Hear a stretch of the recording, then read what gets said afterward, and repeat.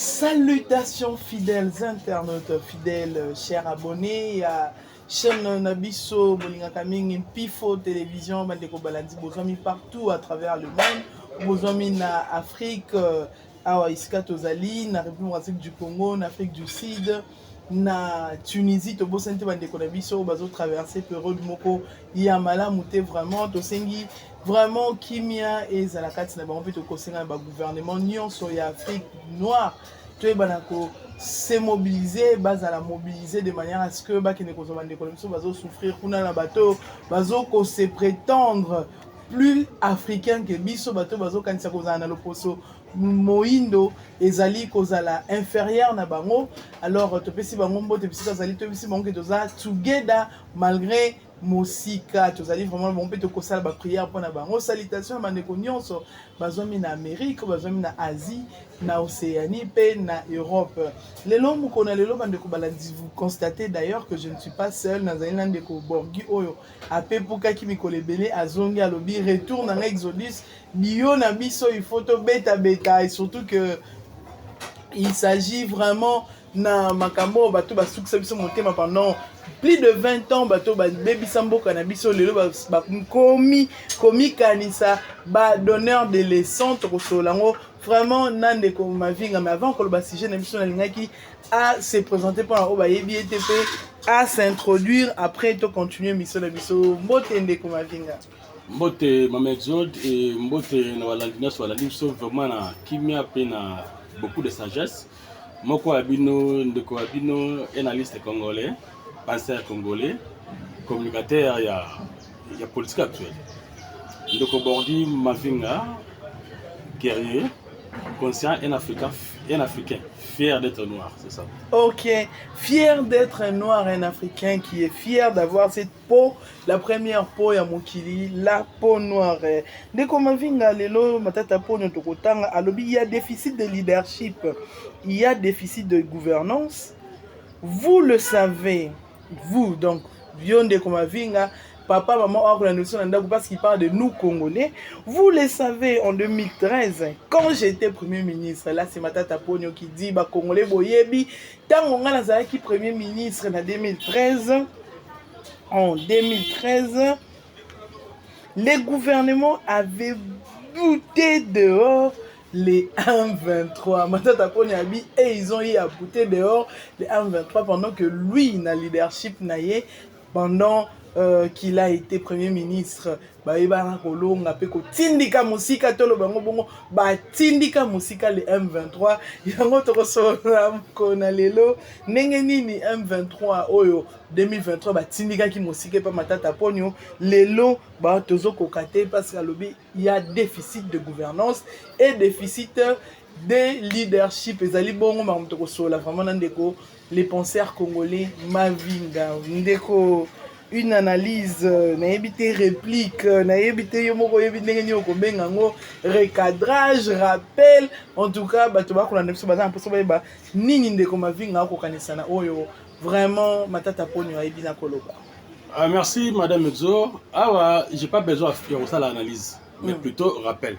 Na rappeler parce que ebi bato ya AFDEL alias FCC oh les petits va dériver le quoi là ensemble PLGD Matata Pogno bah moi na biso on dirait tout ça ramailler l'été hein vi bazwa ki ba mesure pour na toucher même intelligence à l'homme congolais pour na bango jusqu'à maintenant tout ça na moi buzo ba wana ou surtout na quit au ba tika la biso et là on a besoin de rappeler aibake malgré na sur le ba wana le professeur Lunda je crois Boulolo il nous a dit et puis il y a des preuves palpables. Les Congolais conseillent à Baïbike. Il y a comme ambassadeur na Congo, ambassadeur Rwanda très bien. Congo. Ouais déjà rappel. D'abord rappel en Ibsayo et puis le deux bon candidaté ndenge tozo kenabi na ndenge moko ya kimia to alimemia pour la souka to yebeso to souka na bino bon candidaté du tobosani te.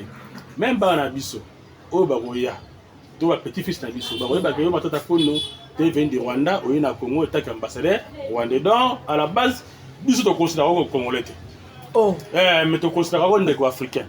Ndeko africain parce que Congolais bon Congolais était premier ministre na République démocratique du Congo Ndeko Borghi. Bon goût mboko maman ni na la vérité maman. Non, c'est quand on lobby que tu considères africain, à cause avec guinéen, mais pas une guinéen ça makamne. Mais Ndeko africain on a Congo premier ministre pe abengane na biso ba Rwandais. Oh, il y a le but tu es premier ministre. Bon ce que Bosuka Taganda la général mboko.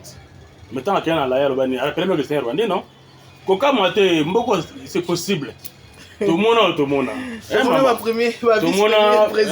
monde, vice-président, il y a soi-disant, tout le maman. Mboko yo, Kotoya m'a bête pour le vérité, je suis choqué ma casse. Mboko yo, c'est même parti politique qui est là, Mboko comme sur la plantation. Mais tant qu'il y a ma bête, en gros, tant qu'on est agression mais là, tant qu'on est en gros, je pense que la force est où t'as partout, il y a tant qu'on bim saka et bébé, bah en gros. Il faut dans la monnaie, maman la bitumba, faut pas s'agiter. Il faut garder la prise. Pourtant, on va mettre Bitumba, niveau national mata, niveau de la prise.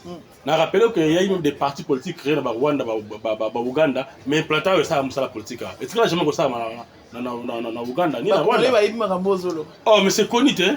C'est connu malgré que je sois. Mais ça, on a commencé par Afdel. Ah, ok. Oh, boti misi. Mais Afdel, tant qu'on le dit d'Afdel, elle, j'ai demandé ta pone. Na FCC. FCC est agenté par Nani. Très bien. Par Afdel. Afdel s'est créé où? Na Rwanda. C'est déjà à la base. Racine principale d'abord. Na Rwanda.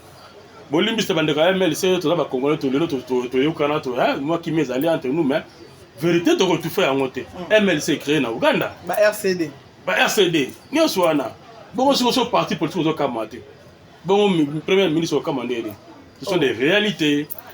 On a rappelé, que Ndekonabiso vaillant soldat à l'époque, Mamadou Ndala, a bêta Rwandais de un film. De reste mémoire, voilà. Mon Kimia, tout a toujours reconnaissant là. A bêta Rwandais, a neutralisé Rwandais. Mais Kassi. Bato mité à ma bé, ba bomela biso Mamadou, après 3 mois, ba on va précipiter pour signer d'accord. Oh, mais c'était comme ça. Yo mon abi yo bundela mutu. Yo bundela mutu. Mutu a déjà bon anéantir. Mutu est déjà à l'ali. Alors mutu a simbi leadership à combat, pour la lycée et puis bilo to gagner qui. Beaucoup c'est une négociation. Oh, mais c'était comme ça. Ndeko Borghi lokola obeti onyati place wana olinga totanga o maloba na biso te hein totanga makam oyo totmoni na France 24 ayeba vraiment na ko publier cet article et aux archives depuis 2013 natanga pona bandeko ba comprendre balobi les autorités congolaises et le mouvement les rebelles du M23 ont signé un accord de paix à Kampala, capitale de l'Ouganda. Bien que porteur d'espoir, ni porteur d'espoir, accord Oezaki signé na Ouganda. Bien que porteur d'espoir, cet arrangement ne garantit toutefois pas la fin de violence dans l'est de la République démocratique du Congo. C'est-à-dire, bien que accord Oezaki porteur, il y a espoir, kasi et ali ko garantir te voilà bozongi donc topé souka ya violence na partie est ya République démocratique du Congo maloba na linga ko bakisa loko wana tango lobi ba accord o ezalaki signé avant to ngaki to l'accepter ba accord wana o nini lobi po to obaki auti ko tout à l'heure que biso ne to longaki mais to weleli ko kende lisusu ko signer ba accord kasi aba biso ki ba accord wana et garantir biso peut-être que kimia et ko zonga de manière totale na mboka na biso. Il faut faire beaucoup d'attention, maman, parce que le vocabulaire dirige le monde. Répétez le à chaque fois. Il faut faire très attention à la langue, surtout dans le baget des mots. Moi, je m'attends à Pono, ce que j'ai courage à Rolobaboye, parce que, pour le vocabulaire à utiliser, ils ont échappé à Congolais. Pour le namacanisme. Mais en réalité, maman, Mamadou a Bamba 23 nassé, en artisan déjà à faire reculer Bango, Yomoro Mona, à Boma Mamadou. Et 3 mois après, le gouvernement a fait un bateau poli. Le gouvernement a fait un bateau poli. Alandi bango. Poissenga, basanini, bayokana, batabako. Yo suis de poli. Yo suis de de force. To babi bango. Pourquoi vous précipiter pour que décider d'accord? Tout ça c'était pourquoi maman. Pour nous préparer, moi ni ba mouvement sur les genre un mécanisme automatique pour rajeunir tout le temps infiltration en Boka. C'est ça. Bato bakotaka liboso na bakor ba CNDP. Bato bakotaka liboso na bakor ba RCD lo ba CNCT. Bakoma d'ailleurs kokola kola. Alors il faut qu'on ravitaille, qu'on tourne ça ba on a raté système. Non moni but même matata pona comme ma ministre vite fait c'était ça. Oh. Faut un de voilà bango pacifier mangam facile. Si j'étais un Congolais, là où serait les difficultés. Yango moni il y a contre 2012. Quand 2012 on a raté vite fait mbalamako ba ça la bango bakor. Pour l'infiltration, ça faut une infiltration dans le mixage. Oh. Donc, on a on fait ça sur les sons. Mais déjà, quand on a vu précipiter Kokota et Amatata Pogno rapidement, il a se rappelé une histoire, il y a un avion, et Bimaka, il crash et Salamaka. Oui, les gars, Katumba Moki. Monté ma Katumba Moki, et puis Manakimia, ceux qui m'ont ko Borgi, Tozali Koloban émission, Oyo, Ezali, vraiment comme ça la passe dans monter, même car c'est avant de continuer, Nazolinga Lelo, émission Nabiso Ezala.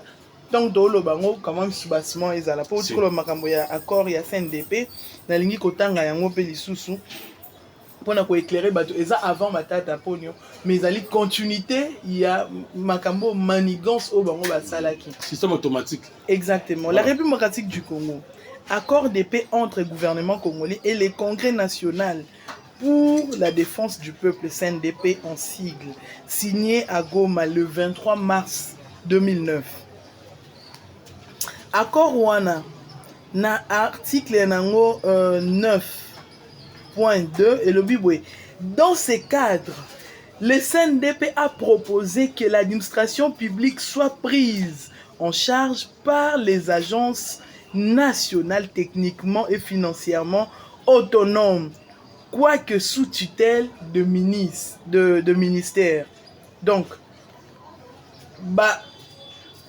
l'administration publique Nebiso, et ici il parle de gens, on sait déjà autonomie, il y a l'administration. Il a été convenu de verser cette contribution du CNDP à la partie gouvernementale pour enrichir les réflexions liées à la réforme administrative ou de l'administration publique en République du Congo. Bandeko, je pense qu'un groupe armé a une proposition, il y a réforme et il y a administration, administration publique et gouvernement sérieux a signé l'accord.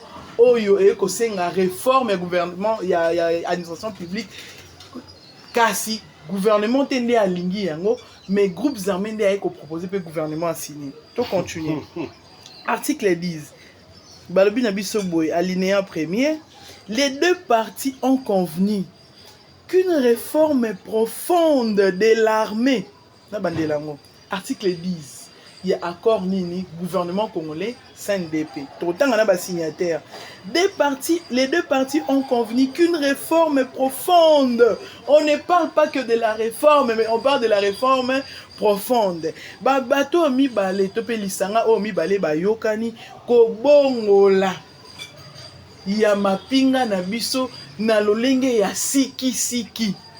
C'est ça je pense que bato ba yebilinga la yangwana des services de sécurité. Service service de la République démocratique du Congo constitue une priorité. En 2009, Félix a un pouvoir. Voilà. 2009, Félix a un pouvoir. Kasi, tala bateau ya AFDEL, accord signera déjà dans CNDP réforme. Donc, une autre façon, to infiltrer mbango pe na lolenge ya profondeur l'armée régulière. Il y a République démocratique du Congo. Kasi balobi to salango priorité na bango. Tokiti alinéa de lobby. Le CNDP a proposé des orientations stratégiques telles que Tokita alinéa 3 les gouvernements qui est conscient de cette nécessité, il travaille déjà. Gouvernement Lini, il y a Kabila. Pouvoir à Kabila. Oyo va comprendre, baza conscient. Donc Kabila qui est conscient. Matata ici, et qui est un kabiliste tout fait, et tous avaient été conscients.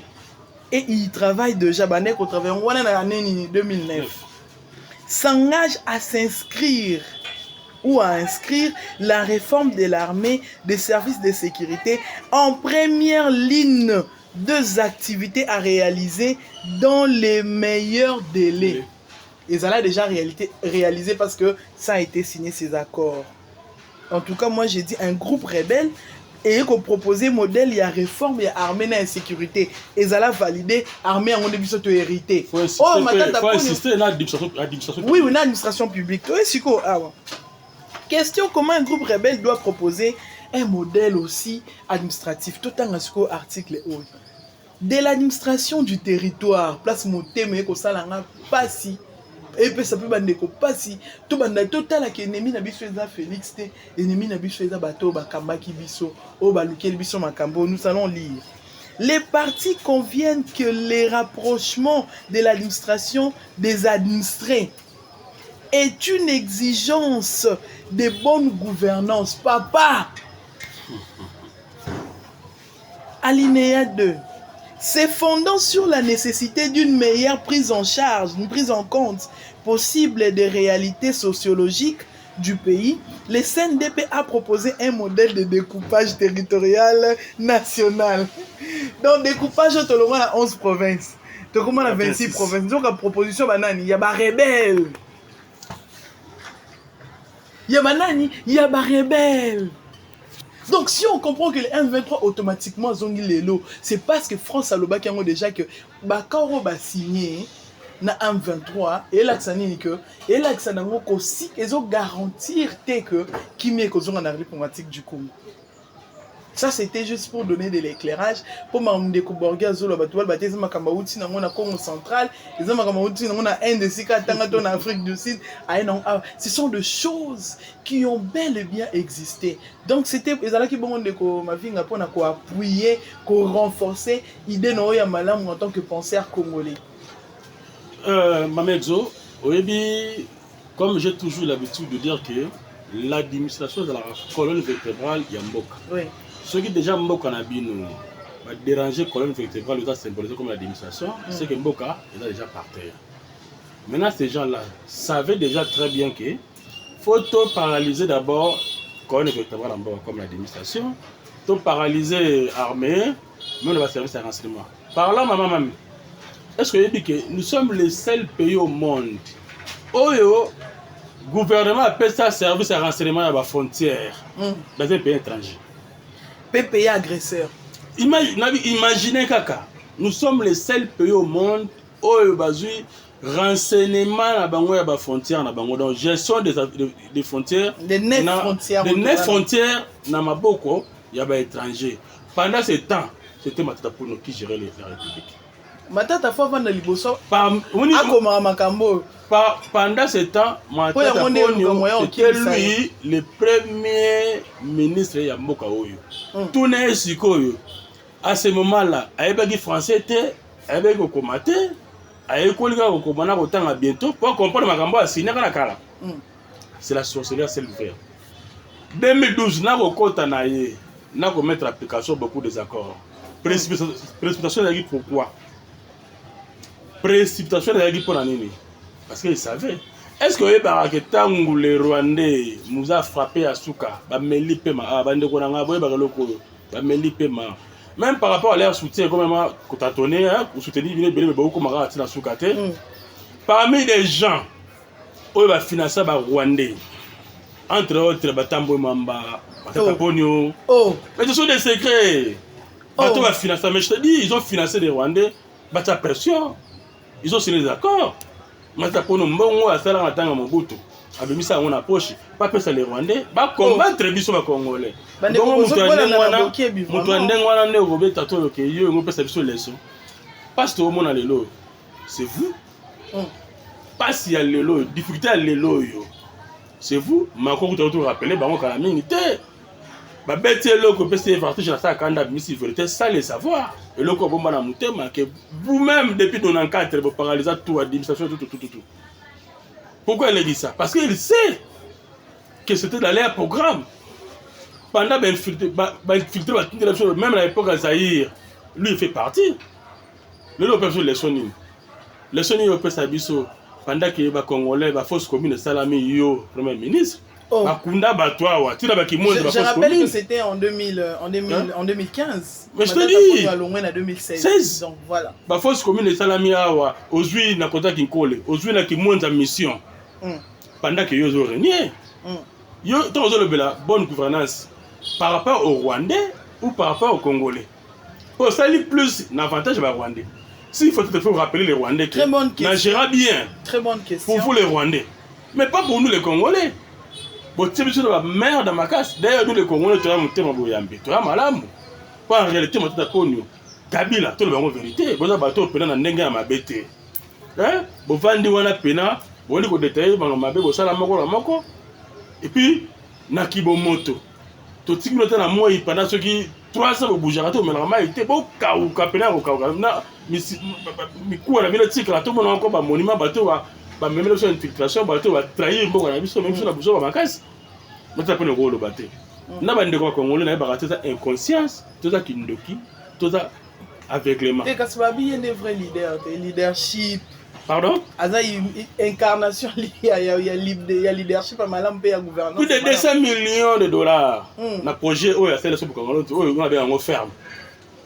Mbongo wana esika uta na mboka na bango. Paul Kagame avec 23 millions kaka pamba asina contrat sur la Mercedes. Et vous maintenant avec les 200 millions. Donc on va aller en Rwanda. Ni la caméra. Ngada ba so na 20 000 dollars na poche déjà. Et université papa. Pardon? Université ba congolais ba otanga na université. Ah maman. C'est ton université. Maman, tout à la claire quoi. Combien dans mon ça université ni moi. Parce que moi bukanga lonzo kende tonga université tout c'est. Mais c'est systématique aussi. Dans la université on a plein de leadership pour les leadership montant. Et ça va Rwandais. Ngala Inde. Les Rwandais partent en Inde na bourse ya Congolais. Oh, pendant gestion na mais je te dis. Oh. Je rappelle ici, je l'ai d'ailleurs dit que Ndeko Borgui, c'est un ami avec qui on a étudié en Afrique du Sud, mais il y a que Ndeko aussi na Bangalore, na Inde. Donc quand vous dites ça, on est la première fois, c'est quand on bimi na plateau mais ça linga ba frisson ba moko ne. Ba kenla ko se isolé mingi na Inderabad. Ils ont pratiquement point moko na Inde, ils ont pas trop actif dans africain. Moi muké la kesu ko isolé na Chennai. Qu'est-ce qu'ils font? Ba bima comme ba congolais. Batanga na mbongo ya Congo. Biso oto kena na mbongo ba parents. Mais ba wa kena na mbongo ya gouvernement congolais, mais ce sont des Rwandais. Nana pesa ba passeport wana. Réseau wana système c'était qui? C'était pas lui. Poti ko to vanda kimia, poti ko tombo ki sa biso yinitine. La réalité qui m'a pour nous qui pour au ça la mission, il y a ba Rwandais, au ça lango bien. Du côté des Rwandais ba betelo maboko. Mais côté la biso ko rappeler biso te ba kanda oyo, olingo matapso na mutu. Ça c'est une insulte maman. C'est une insulte. Nana yebi yango teke. Mamada akufa période en taponi. Oui. Yebisa ngai si réellement yo zalaki soit disant bon gestionnaire. Procès à Mamadou Kenda wapi. Mais à cela peut mambo malamu. Te na tuni procès ya Mamadou Kenda wapi. Justice le comme indépendante. To la musango ndesipo. Ah mais eux ba dossier dans la mboko de belé to ke molo la ngase mama. Ole ngolo balo ngolo lobango. Nelna loba kasa sala pe malamu hôpital il y a cinquantenaire. Oh papa Lingeti merci papa. Papa Lingeti merci. Yemo moni contraire sinon Congo. Yemo moni tala niveau ba tonté mabe. École à travers la République. Tala niveau moté mabe. Les Congo combien de pourcents? 20%. Batana et puis batoye baraté hein. Ba chino ba na mbongo te. Ba ya pe le côté. Ça dit ba même ba commissionnaire mutumo boye na client service na le côté mais na la likanis. Bo pese bango 20%. Et puis 20% on le sous pe ça wana. 800 millions tonde ko zona maman. Tout dans la poche à bateau. Au peut-être dans le cinquantenaire, ezalaka déjà biso botami na kicha tomona colonel et peut-être ezalaka. Biso kutu ba kimbangi à l'époque to ça mais à centre d'accueil kimbangi to mona batu. Bana mikie to mona so l'équipe bima liboso kuna o mona batamula likolo ya. Ba tcheka ka couleur. Ba zuba ndie mo ba banté ba ndie ba pesa ba li batandi wana esili. Oh. Tous à l'honnête, matita ponyo tika ko faire fâcher ces biso vana no kimia. Ngonga na ezali, to pour moi to ngonga na yo ezali. Soki, désolé pardon. Soki ezalaki makambo awa ya procès na yo ya bokonga lonza ozokanga makambo ozobela bela. Kasi na longo tambola malamu. Na kati ya mbongo oyo biso stolbaka mbongo peron de matata ebimaki kasi musala ça mais on a parlé également de stades municipaux. Tout le monde stade ya Masina ndenge ezalaki réhabilité sous matata. Maman na ngai. Tokoli ala bishasati. Tabina na des stades pa mboma tapona sala. Des stades à Pamba. Des stades à Pamba ou à la ville de Kinshasa.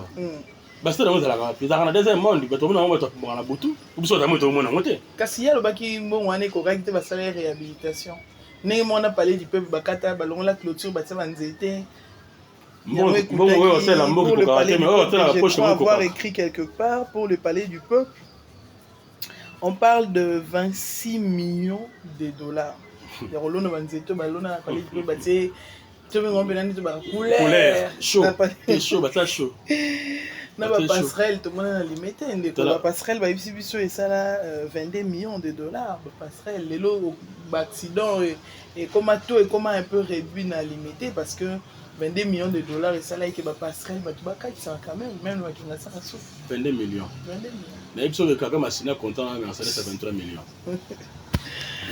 tel un niveau d'abord leur manière de réfléchir papa en plein centre-ville limité rattaché à la ville même Kinshasa votre la parcelle est-ce que c'est une façon de gérer voilà qui m'a aidé je suis un ingénieur à la base parcelle intervenant à quand c'est ça donc tout ça n'importe le côté du mambongo m'a vite fait bali mbongo donc il cherchait des biloko mobe pour pas busaka ska busambongo na ndenga abete matata Moïse Katumbi Kabila baza bato baline ba communicateur ebele ba tchembongo ngé ba communicateur wana rôle mo te pona ko défendre ba meza nini champs to lo ba be Kabila sala biso parce que Kabila yo ndoko ta ba Rwandais communicateur na répondre que bolimbisi Kabila yi biango auto pour laquelle l'équipe pour la singler pardon oh oui d'abord faut d'abord chaque fin du mois oui. On va singler la bombe pardon biso ko to lo ba vérité bon ba lo ba kaka bolimbisi bolimbisi voilà que vous avez en même temps de consulter éléments matériels voilà.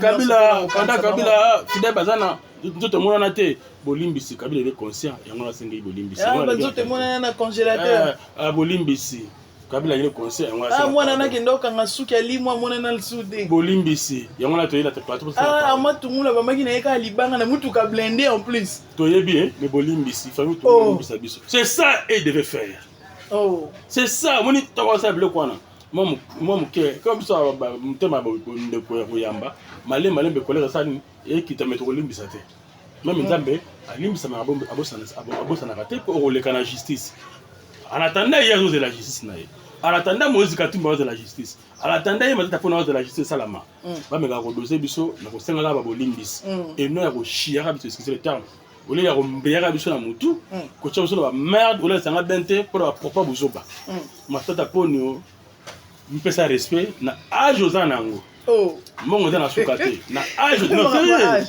na âge aux anango omoni mutu na mukili mama le tout mona ko immeuble za rapidement nzambe même immeuble to vendre za nzambe comme ko nzambe ko décider il suffit de un peu mo ya 3 secondes immeuble ko yi c'est ça donc ça dit sala malamu et puis yo mutu qui na conscience yo mutu yo mesana ko vivre na mbongo makila ba congolais bomi congolais systématique dans tous les niveaux. Le congolais, le 12 millions de morts, ça comptait tout le monde a été dans c'est-à-dire à 20 millions parce que 8 millions wana et là tout ça kufa pour na stress ya guerre qui m'a se déplacer avec kufa là. Monsieur Spena Kinshasa a passé l'équipe de ko kufa na est. Voilà, monsieur Spena gestion ma bien mataponi ngungi trop de ngungi pe ya boma ba la boma yebi. Bien sûr. Tout ça là, ça bloqué yo mataponi na âge na yo. Ba l'autre de communicateur même LGD ba lo sengolo bolimbisi et puis tala nzambe lo banzambe mais ka bolimbisa nga to kitaka na liko na ngai parce que na ya na mboka bato na sala tel et puis na sengi bolimbisa na ke vers les congolais bolimbisa nga so bo bomanga bino so bo tia bongo bino mais au moins au reconnaître et c'est là on ti lobi na moni bango na fa na mafa batelemi ensemble vieux bo lukani vieux en réalité bo lukani association de Batuvo Baouda bo lukani un ancien premier ministre de l'opposant a marché vous avez un normal vieux mafa Mupanzi Denis Sanga Mupanzi ex rebelle muto abomisa bandeko na ye muto grâce à lui que les Rwandais ils ont servi des Congolais bato ba out na hégémonie rwandaise binoba matata ponyo binoba Denis Sanga lelo yo bolle que ça la marche vous avez sonité niveau comme ça Congo enfer vous avez sonité vous avez le même côté au vent de la vérité au tindi pe petit le communicateur ba critiquer régime est-ce que c'est normal? Ndeko Borgui, Matata Ponyo, à l'entendre, on dira Azali n'a pas ça, République démocratique du Congo, tout qui n'est qu'on négocié na Média Congo, à l'OBA, depuis le 24-11 mois 2022, Kinshasa ne veut plus de brassage.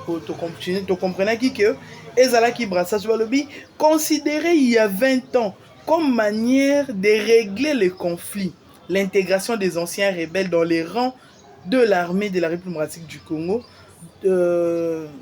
est maintenant perçu comme une erreur à ne plus reproduire, notamment où sommes-nous? Oui, notamment avec les rebelles du M23 à l'offensive, n'est-ce pas, dans l'est de la République démocratique du Congo. Donc, l'idée du brassage des forces antagonistes est née de l'accord conclu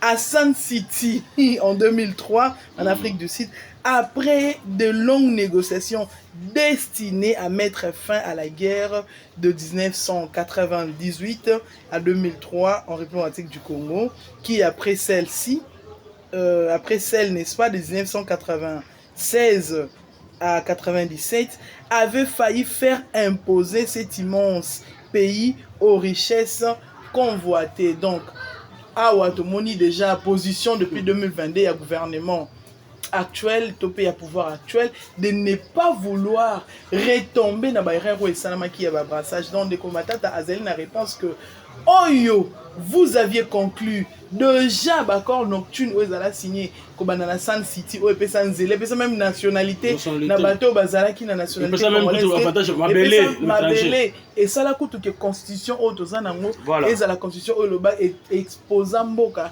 kolobake pour l'intérêt de l'Afrique Congo aza capable de posséder mabele naï oyo elongo la loi e bakajika oui, le mec, les sols et sous-sols appartenaient à l'État, mais et commissaire que l'État exerce sa souveraineté. Donc l'État comme il peut exercer sa souveraineté, ça énerve ma tête à point de tu as tout intérêt à kokanga. Il faut la boucler. Vous avez beaucoup de nos côtés les lobos en Okolbaton Félix a mettre à nu les œuvres au Binobo Salaki, Mikoli et Outi Nakoleka pendant longtemps parce qu'ici on parle de plus de 20 ans et les retombées sont là, visibles, palpables. Comme on a Nengenini, les M23 sont têtes par votre faute parce que vous avez été sous-traité par ces gens. Neko Borgui, tu as commis vraiment la souka, un mot de la fin et puis les numéros de téléphone. Bon, vu qu'on parlait de Matata Ponyo, on a choisi Boy. Biso ba Congolais to tia Matata Ponyo na défi. Soki aza mobali. Bato yebo yebisa ye, soki aza mobali. Oh, moko dans yo ka phrase là on s'est rappelé. Soki aza mobali, azwa ta audace. Ya hôtel mabenga ta à ta conférence de presse, a traité les Rwandais comme des pays agresseurs. A traité Rwanda, alors que les Rwandais, les pays agressés, à ça, on jamais. Oh, Naïbisio, on a des filles.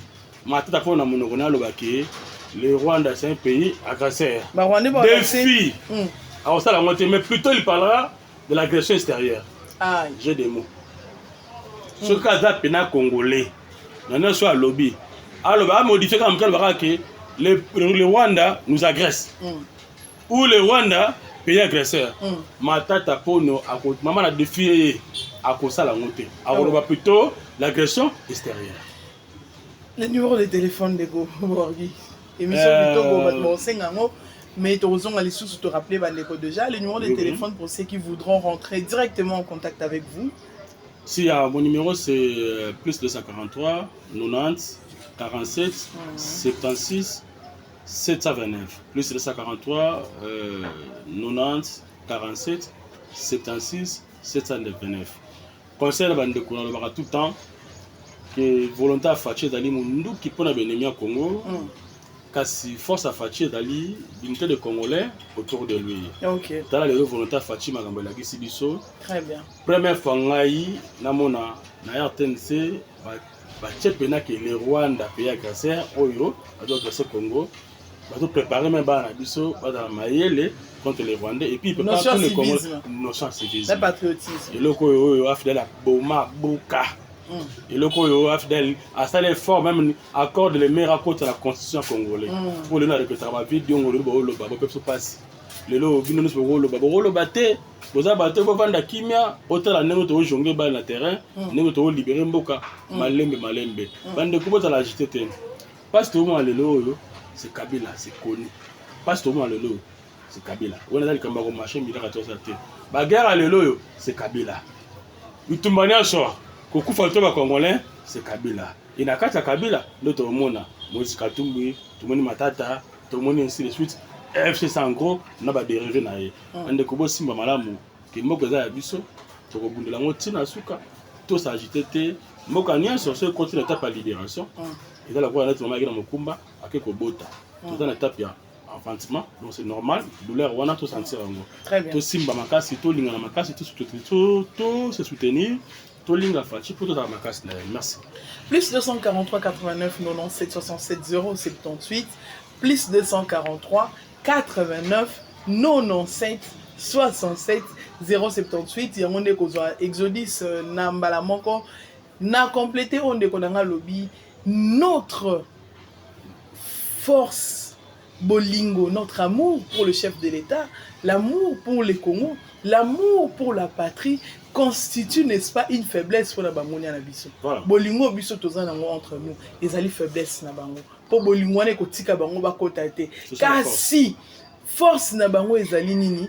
Force na bango ezali kondongwana, division, séparation, koyinana. Po esalaka ke munande alinga ayina mushi munande andimi kokotisa Rwandais. Po bolbino boyinani bango ekomi force. Donc tozala bomoko, tozala bomoko. Et dans l'unité, l'ennemi aussi, Félix a aidé Bissoto à comprendre. Tokutani très prochainement ceux qui vraiment y est sous Azonité. Merci beaucoup à l'ingénieur Kapena Francis et salutations depuis United Emirates. Nani Ndekonabiso, vraiment les DG de la grande chaîne Pifo Télévision, le lot, Tokomi Kokene. De gloire en gloire, tout comme déjà n'a plus de 100 000 abonnés, beau s'abonner encore au max. Ndeko Sylvain le Congo, très bon séjour, ouais, pour vraiment na Dubaï.